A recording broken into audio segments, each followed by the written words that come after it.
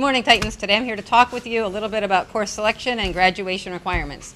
Presently, you're in 9th grade, but next year you're going to be sophomores. So things are changing a little bit, and you have more options to choose from than you have had in the past, which is really nice.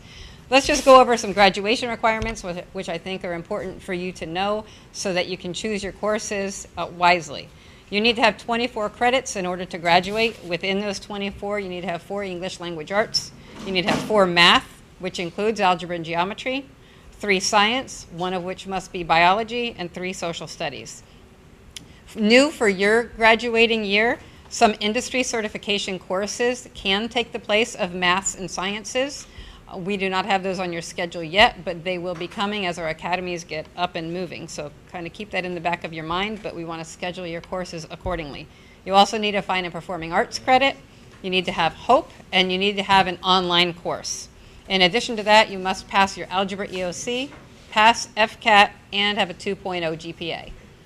In addition to meeting all of the regular standards for graduation, you can get a diploma designation this year when you graduate. A couple of the designations that I want you to know about are a scholar's designation. In order for you to have a scholar's designation on your diploma, you will need to pass the English Language Arts 11th grade test. That will take the place of FCAT at some point. You will need to take and pass Algebra 2 and Statistics or an equally rigorous course. You need to pass the Biology and History EOCs. You need to pass Chemistry and Physics or an equally rigorous course. You need to have 2 credits in the same world language and at least 1 credit in an AP, ACE, or dual enrollment course. If you meet those criteria, you would end up with a scholar's designation on your diploma. Another designation is a merit designation. In addition to the regular graduation requirements, if you pass 1 industry certification test, then you can get that designation on your diploma as well.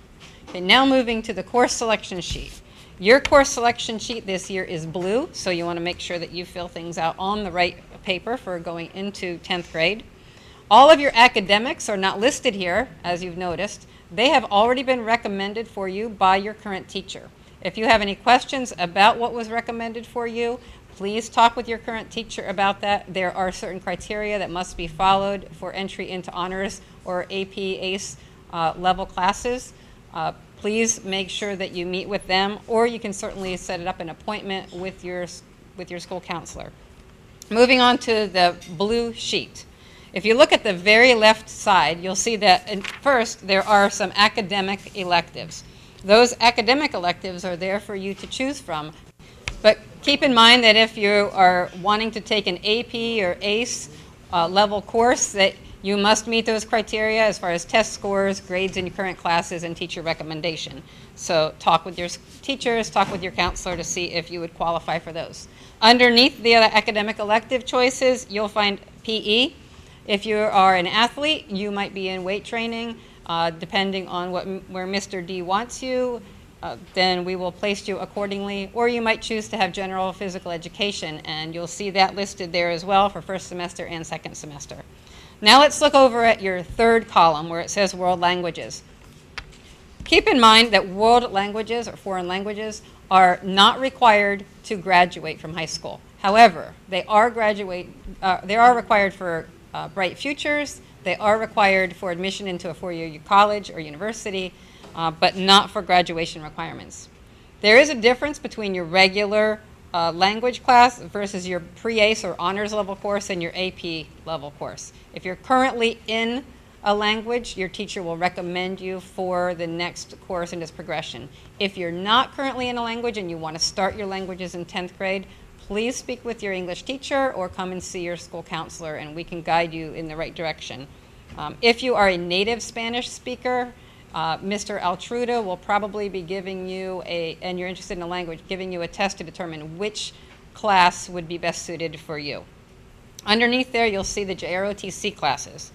On the 4th column, on the very right-hand side, you'll see your fine and performing arts. In art, 2D studio art is a prerequisite for all of the other art classes with the exception of ceramics. And if you're interested in the musics, please talk with your teacher to determine which course is best for you and if there are additions required. Okay, let's look now at your second column, which are the academies. And a lot of these are brand new this year, or we're just beginning. The Medical Academy has been in existence. The first course in that series is Health Science 2, believe it or not. So if you haven't done that and would like to begin, you would sign up for Health Science 2. If you've already taken Health Science 2, if you're in that now, you'll want to take Health Science 1. There are no early childhood classes this year, but if you're interested in taking part of the Teacher Academy, you can sign up for Teacher Assist 1, or if you're currently in that, go on to number 2. Hospitality and Tourism Academy, that is the Culinary Arts. If you're just beginning, Culinary Arts 1. If you're in Culinary Arts 1 now, it's important to know that you would be taking 2 classes next year. You'll want to sign up for Culinary Arts 2 and Introduction to Hospitality and Tourism. Both of those courses would be needed as a sophomore. Engineering Academy is something that is brand new. We're just starting. The initial course that you would take is Intro to Engineering. So if you're interested in jumping into that academy, that's going to be your first course to take. Digital Design is Intro to Information Technology, and then followed by Digital Design 1 and 2. So keep in mind, those academies are great. We talked a little bit about how some of those academy maths and sciences can fulfill that science or math requirement that you need to graduate. Also, by passing those tests can help you to get a merit designation on your diploma, which is wonderfully helpful. The Engineering Academy is the brand new one to us, and we're really excited about having it. We'd love for you to join that academy. A lot of great opportunities will be coming down the way during your junior and senior year if you're in that academy. If you're at all interested in the architecture, the engineering, you like maths and sciences, this would be a really great place for you to be with a lot of fun and a lot of interest. Okay, what we want you to do on this page is to circle your top 5 choices for electives. Once you have those top 5 choices circled, turn the page over and look at the front side. After you put your name and your student number on the top, look on the left top corner, and you'll see a place to indicate your top 4 in order of priority electives. Go ahead and write those in. They must be written in, and we will make sure that we can put those on your course requests accordingly. Make sure that you check a music option box if you're interested in music, and check the box for your academy choice.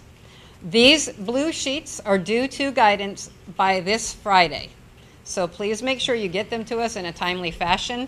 If they come in to us later than Friday, we are not going to guarantee that you are going to get these courses that you have requested. So if you would like to have the best chance at getting these, we're going to do that by first come, first serve.